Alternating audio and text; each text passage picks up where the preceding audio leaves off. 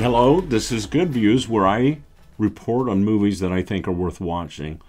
This episode, I'm going to review Ant-Man 3, or the appropriate name. The real title is Ant-Man and the Wasp, Quantumania. This stars Paul Rudd, Evangeline Lilly, Michael Douglas, Michelle Pfeiffer, and Jonathan Majors. It's rated PG-13 for language and superhero violence.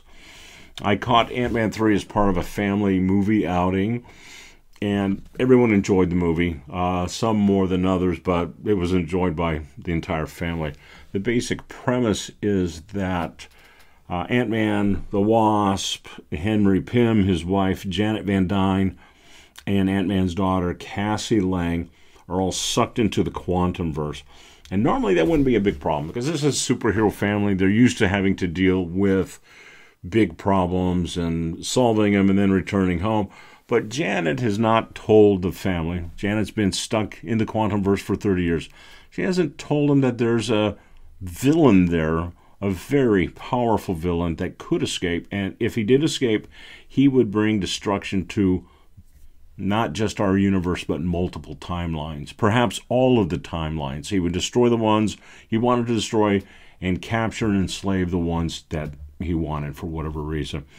So they get sucked down there, and now there's the threat of him escaping, and they have to try to do something to stop him. However, Kang the Conqueror, who's played by Jonathan Majors, he warns the group that there's a greater threat, and that greater threat is himself, the other hims, the alternate timeline versions of him who don't have the wisdom to control all the timelines. They don't get along, and if they're in charge, there'll be nothing but chaos and destruction. But at least with him, only some of the timelines would be destroyed.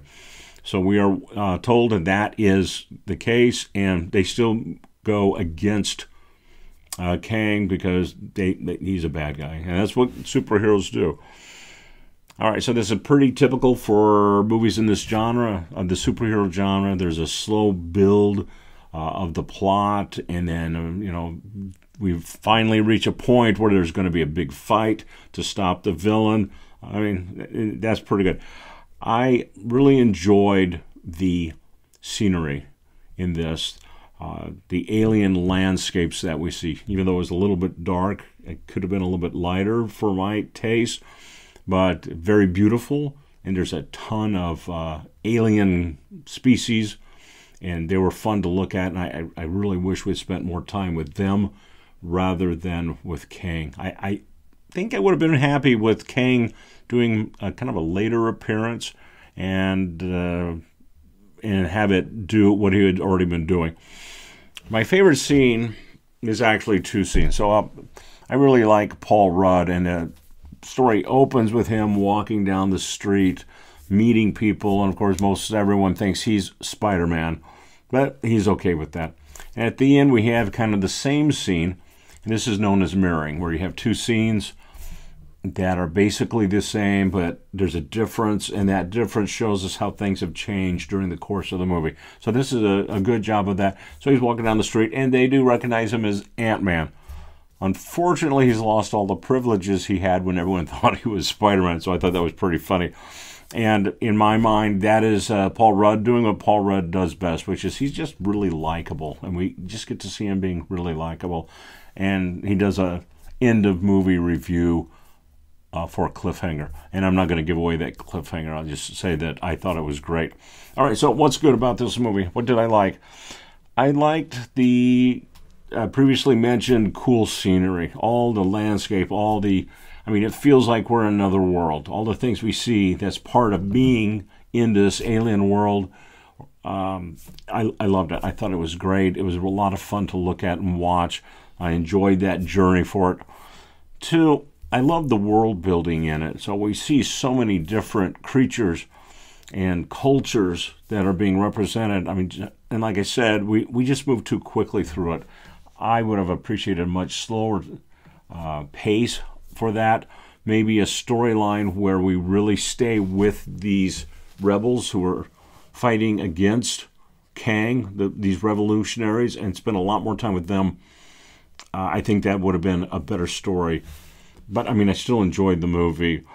Okay, third, it's a good family-centered story. It's kind of like The Incredibles, where they were dealing with the dynamics of a superhero family as they work out personal problems while trying to save the universe, or in this case, the multiverse. 4, some great action scenes. I'm not normally a fan of fight scenes, but I enjoyed these. 5, there's plenty of humorous situations, plenty of funny lines. I enjoyed it. I laughed a lot. And 6, there was good acting and a decent script. And you have to learn to, you have to expect good acting from Michael Douglas and Michelle Pfeiffer. They're just talented. And Bill Murray makes an appearance here, and I thought he was great. It was just really a fun watch for me. Okay, on the negative side, there's a villain named MODOK, which stands for Machine Organism Designed for Only Killing, which would actually be okay, it'd be something I'm not going to say. So only for killing, so it'd be Modorf. There we go. And it's played by Corey Stoll, and he does a fine job with that. He's good at that, but he was silly. The character was silly. He wasn't frightening. He doesn't really appear as much of a threat. He's just too comedic and too silly for us to do that. I really would have liked to have them taken him out of the story completely and included more time with the rebels that are getting ready to fight against Kang.